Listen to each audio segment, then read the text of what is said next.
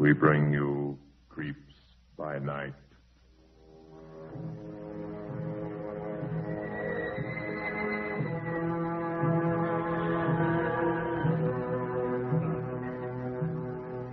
Tonight, once again, we introduce the man who has agreed to serve as your guide and companion on these sometimes terrifying pilgrimages into the world beyond the realm of human understanding.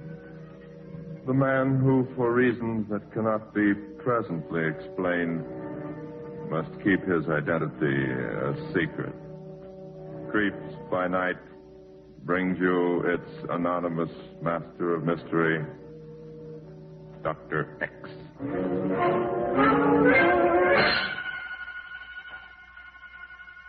Good evening. This is Dr. X, joining with you for further research into the shadowy darkness of the unexplored, the darkness of the human mind. I wish first, however, to thank you for your letters commenting on last week's broadcast, The Walking Dead. Many of you requested that I reveal my identity, and a few of you hazarded a guess as to who I am. In due time, perhaps, I will be able to step out from under my cloak of mystery. But for the present, I ask you to bear with me, since I shall have to be known only as Dr. X. Tonight I have a rare treat in store for you. Mr. Edmund Gwenn, the celebrated English actor, is our guest. The story I have chosen is drawn from the casebook of medical science and concerns itself with the often ghastly power of fear. Yes, we are all slaves to fear in one form or another. But the fear that forms the basis for our dramatization tonight is undoubtedly the most horrible of them all. It is the fear of... But wait. Let me draw aside the curtain and bring you Mr. Edmund Gwenn as Ramsey in The Strange Burial of Alexander Jordan.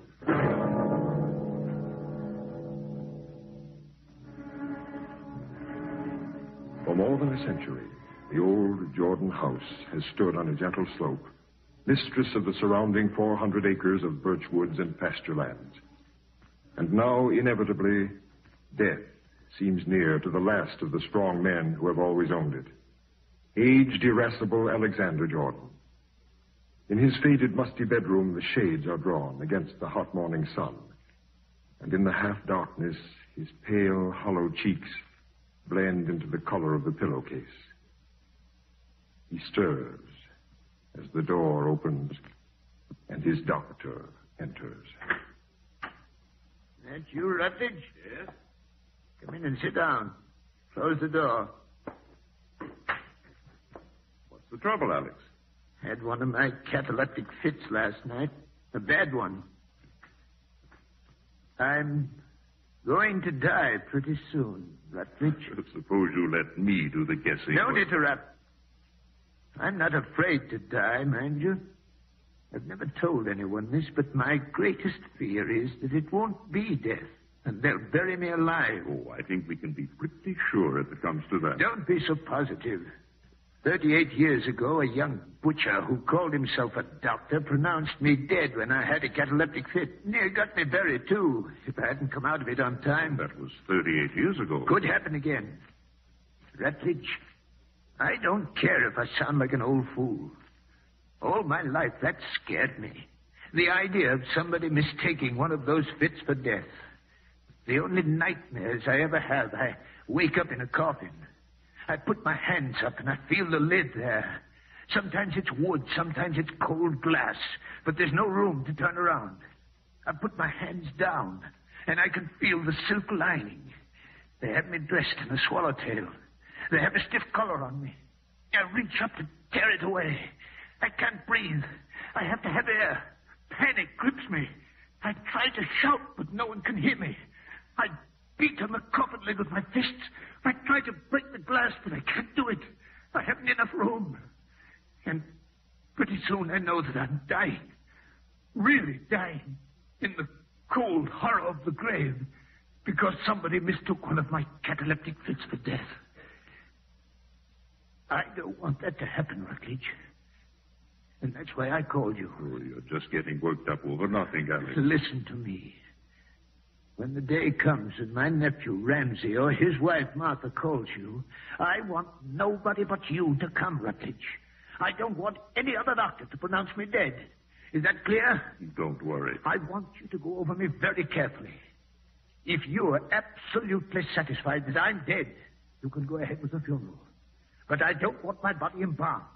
I don't want anything done to me except to put me in a coffin. I'm getting a lawyer here to write all this down this afternoon, Rutledge. But I wanted you to hear it, too. I want my coffin put in the vault down by the birch woods. That's why I built the vault right on this property, so that nobody would ever bury me underground. All right. It'll be done just as you say. Now, wait a minute. I'm finished. This is the most important part. I want a large brass bell placed on the wall over the bed where Ramsey and Martha sleep. I want wires connected from that bell to the vault. Electric wires. What for? I want a push button attached to the ends of those wires, and I want the button placed in my hands as I lie in the coffin, so that in case I'm not dead, in case I awaken, I can ring the bell and let them know. Well, I must say, Alex... I don't care what you say. I don't care what anyone says. That's the way I want it. All right, Alex. That's the way you'll get it. Yeah. Make sure I do. Well, I've got to run over to the Pritchards. Nora's having another baby. Taking that digitalis faithfully? Yeah. Foolishness. But I'm taking it. That's good. Goodbye, Alex. Get out and soak up some of that sunshine. I'll see you Thursday. Send Martha in. Alone. All right.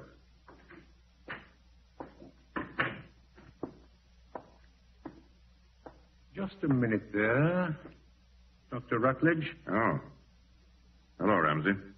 I'd like to know why you came this morning, Doctor. I came because I was sent for. Why doesn't somebody tell me when the doctor's been sent for? Is my uncle all right? He's not dead. That's what you want to know. Not quite yet. See that he keeps on taking that prescription I left. He wants to see your wife. Alone. Martha? You heard me. Goodbye, Ramsey. I know the way out without your help. Goodbye, Dr. Rutledge.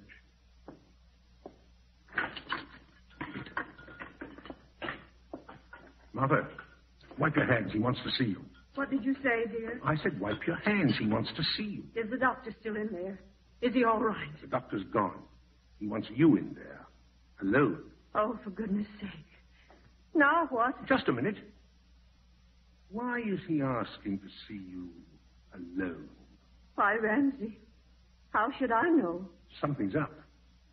Rutledge was in there a long time. Why wasn't I told he was sent for? Why, well, you were in the fields this morning when he asked me to call the doctor. Next time you tell me when he sends for people. And listen, when you get in there, watch what you say. Why, Ramsey, I don't know what you mean. You know very well what I mean. Just listen. And don't babble. He mightn't like my ideas about what to do with this place after he's dead. Go on in there now.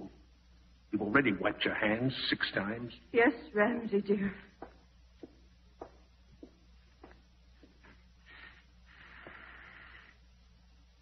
You want me, Uncle Alex? Yes, come in and shut the door, Martha. Yes, Uncle Alex. Was the coffee all right this morning? Yes, fine. Where's Ramsey? He's in the kitchen.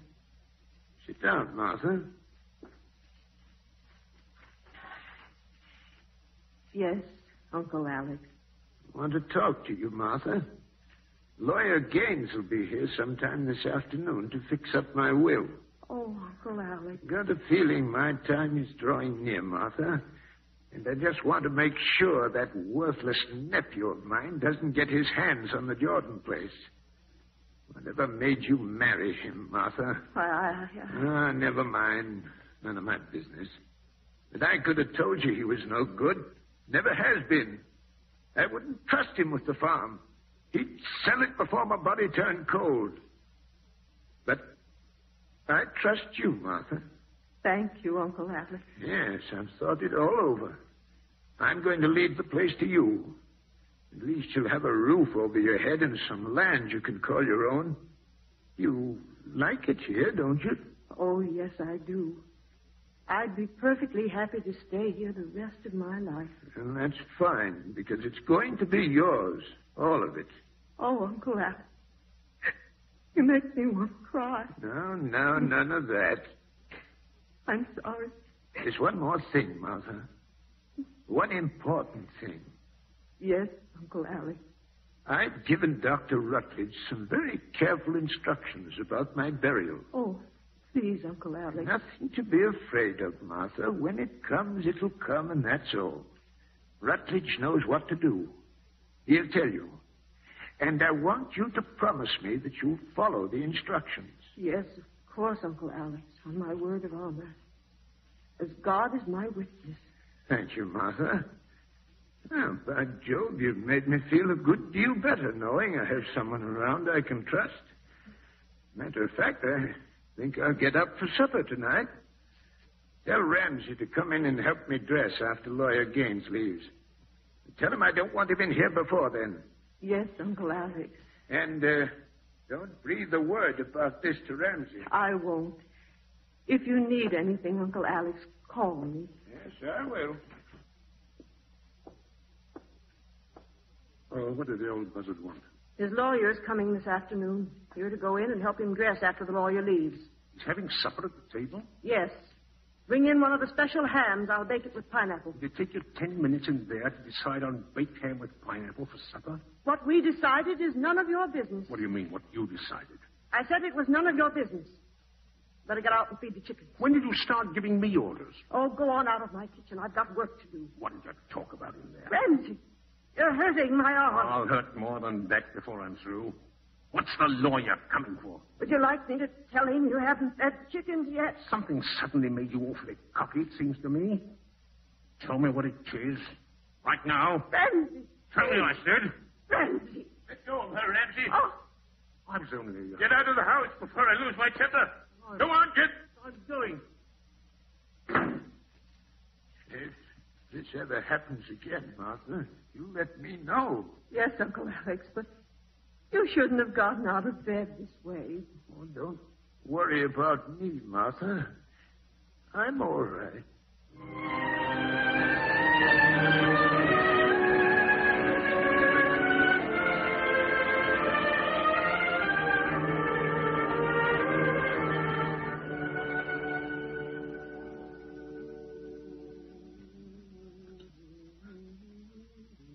Bacon and eggs for his breakfast. And why not? Did you fix the fence post over on the west pasture? Never mind the fence post. Give me that tray. You tend to your own business. I'll take the tray into him.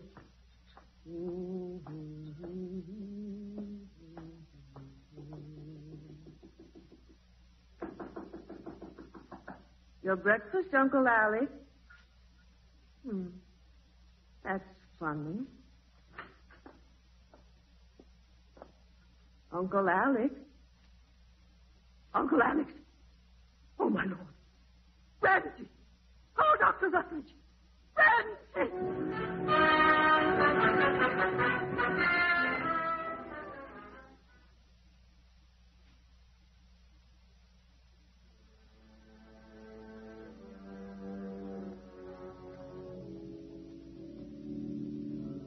I am the resurrection and the life. He that believeth in me, though he were dead, yet shall he have everlasting life. And whosoever liveth and believeth in me shall never die.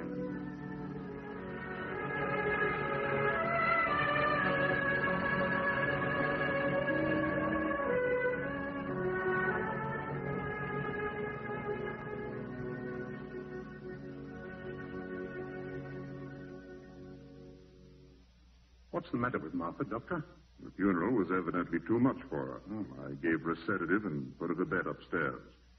Where's the undertaker? Down at the vault with the electrician. They're waiting for you so they can close the coffin. Of all the stupid things, he's dead, isn't he? Yes, but we're observing his wishes to the letter. Brass bells and electric push buttons rot. Perhaps it is, but that's how he wanted it. And incidentally, as administrator of the estate, let me remind you that according to the terms of the will, either you or Martha must remain within earshot of that bell upstairs for 7 days. You understand that? Yes, to my life. I'm beholden to a woman. That. You could do worse, Ramsey. This is a nice place. I wish it were mine. If I had my way, you could buy it in a minute. Well, that's neither here nor there. See that Martha gets some rest. I left a bottle of medicine on the small table beside the bed. She's to take it according to directions if she has trouble sleeping. Lord, what's that? Her uncle wanted a bell loud enough to be heard. He certainly got it. Doctor. The undertaker or the electrician at the crypt touched the push button. Ramsey! Ramsey! Good Lord, I forgot. The bell's hung right above the bed where she was asleep. Come on. Oh, Ramsey! Dr. Rutledge, the bell. Oh, it doesn't mean anything, Martha. Don't be frightened. Oh, thank goodness. I was asleep. It hit me like a blow when it rang. For a moment, I couldn't even move. I felt paralyzed like in a dream. There, that's all right. Go on back to bed. Fall asleep again with the stuff I gave you. The bell won't ring anymore. I'll go right on down to the vault and see if the coffin is closed. Get her back into bed, Ramsey, and let her have another teaspoonful of that medicine tonight. You just get over to the vault and stop there monkeying. I'll tend to her. See that you do. And remember, don't leave this place for 7 days.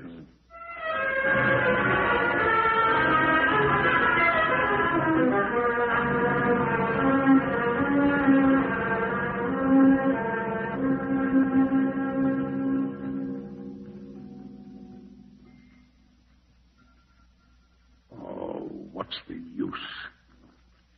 Is it morning, Ramsey? No. Can't you go to sleep? No.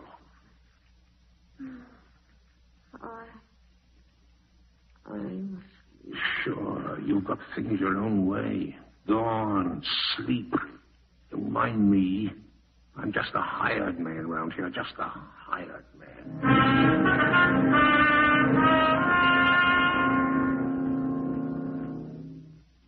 Can't you at least make a cup of coffee a man can drink? Slop, that's what it is. Filthy slop. I haven't been able to get into town and get anything fresh, Ramsey, and you know it. It's just that you're nervous and not sleeping I'll well. drive into town. No, Ramsey. We've still got 5 days to go.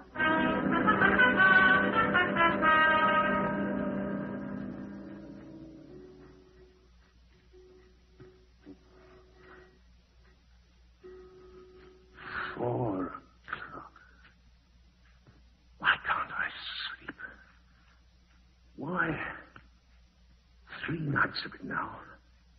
3 nights with that bell hanging over my head. Oh. Martha, you asleep? It must be that stuff Rutledge gave her. I'll take some. I can't stand it any longer.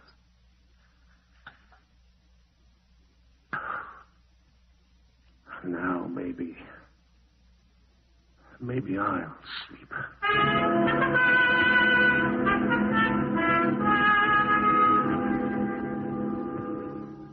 I tell you, Martha, there's only one thing to do with the place. Sell it. You're wasting your time, Ramsey. I will not sell it. I'm not getting any younger. I want a roof over my head.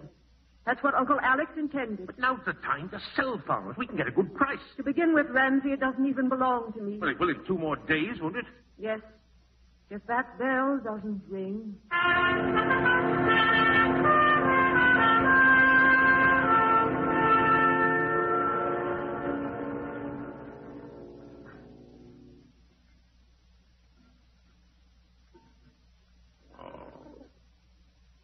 Oh, I've got to sleep tonight. It's the last night. Tomorrow, the place is ours. I'll take some of that medicine that worked before. I won't tell Satan. I won't tell. Talking in her sleep. I won't tell. She's dreaming. Having a nightmare. Too much of this dope, maybe. Your Martha, wake up. Martha! She's dead to the world.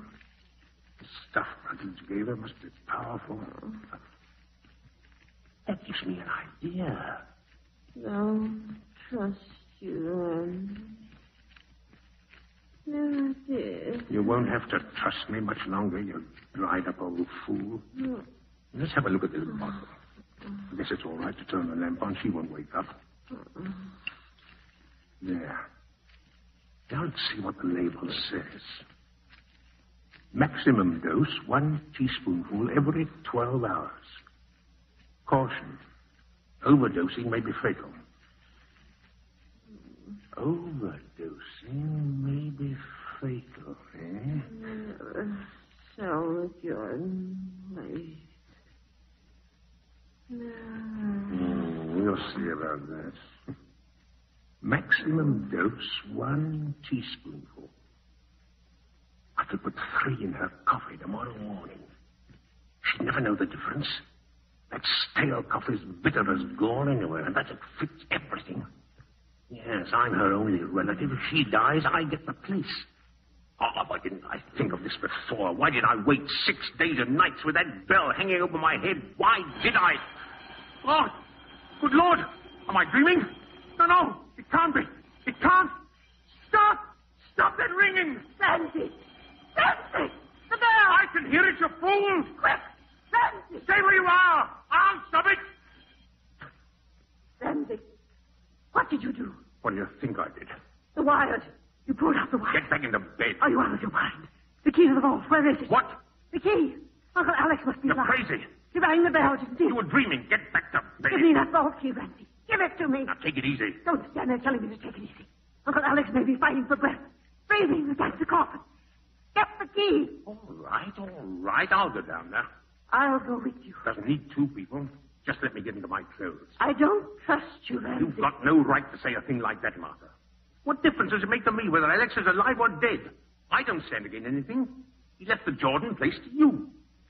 Oh, now where did I put that key? Must be in this drawer. Hurry, Randy. I'm hurrying. There, here it is. You took something else out of that drawer, Randy. I did not. Just the key. What's the matter with you anyway? Where are my shoes? Under the bed. I'll be watching you from the window, Randy. If Uncle Alex is alive, yell to me. And I'll phone Dr. Rutledge.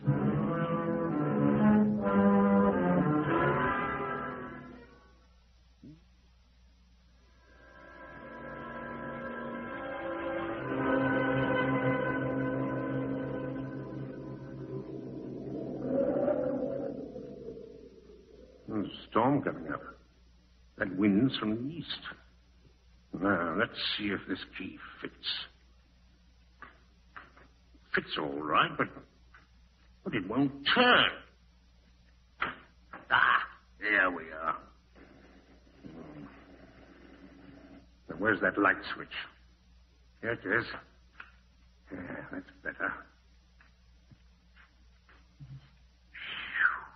Oh, it's foul in here. Even smells dead. There's the coffin. Hope they didn't screw down the lid. No, it comes right up. Yeah. He hasn't moved. He's dead. Yes, just the way he was when they put him in there. With his hands folded over the bell button. He didn't ring that bell. Who did? Oh, now I know. The storm. Lightning shorted the wire. Sure, that's what it was. It must have been. Still, I think I'd better make sure while I'm down here. Yes. Oh, Martha almost caught me taking this darning needle out of the drawer. I'll work it under his shirt and jab it through his heart. You're going to stay dead, Uncle Alex, no matter what happens. Sandy! Martha! You followed me. I told you I didn't trust you. What are you doing with that darning needle in your hand? Nothing. Get out of the way. Let me look at him. Dead. Stone dead. Who rang the bell? Well, how should I know? Maybe his ghost. You were about to do something with that needle. What? You really want to know? All right. I'll tell you. I was going to jab it through his black heart. I was going to make sure he was dead. And I'm still going to do it. Ramsey, you're out of your mind. Am I? We'll see. Keep away from that coffin. Shut up. I'll scream, Ramsey. The Prestons will hear me. No, you won't. Yes, I will. Help! Help! Oh, so that's how it is. Wait till I close this door. Now scream your lungs out. Ramsey, don't do anything you'll regret. Regret?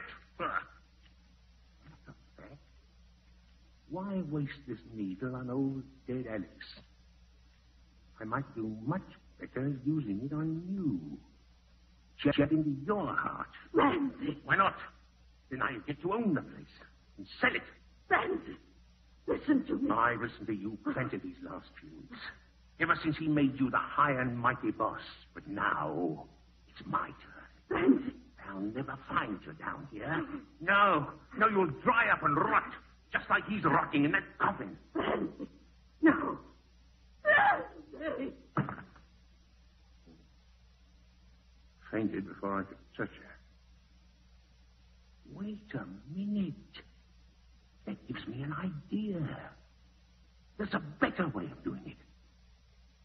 Carry her up to the house, pour that medicine down her throat, give her an overdose. She'll be dead by morning, and no one can put it on me. Oh, this is beautiful. Everything's working out fine. You're going to be rich, Ramsey. You're rich. Get the door open first, and then... Lord, the key's on the outside. And it's a snap lock. No! Oh, what am I going to do? I'm locked in here. I can't get out. The door's solid open. 6 inches thick. There are no windows. No air. The bell. The push button's in his hands. I keep ringing it. Yes. Sooner or later, someone will hear it. Yeah, they should do it. The Prestons or the McCarters, they're bound to hear it and investigate. I'll keep ringing it all night. I'll...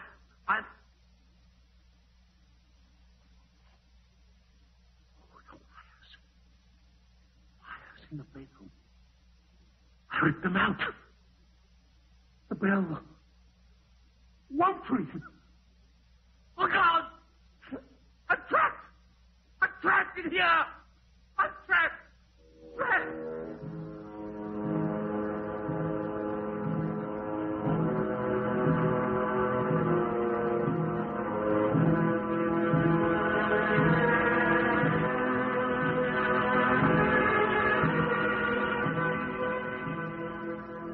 That was The Strange Burial of Alexander Jordan, starring Mr. Edmund Gwen.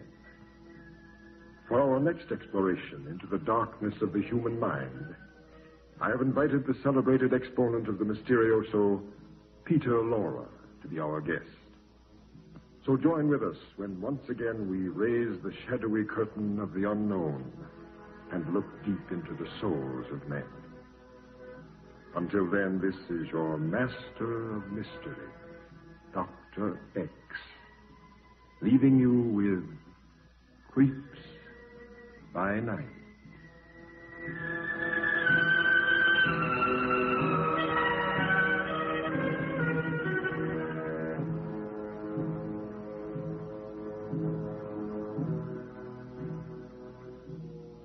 Creeps by Night is produced by Robert Maxwell.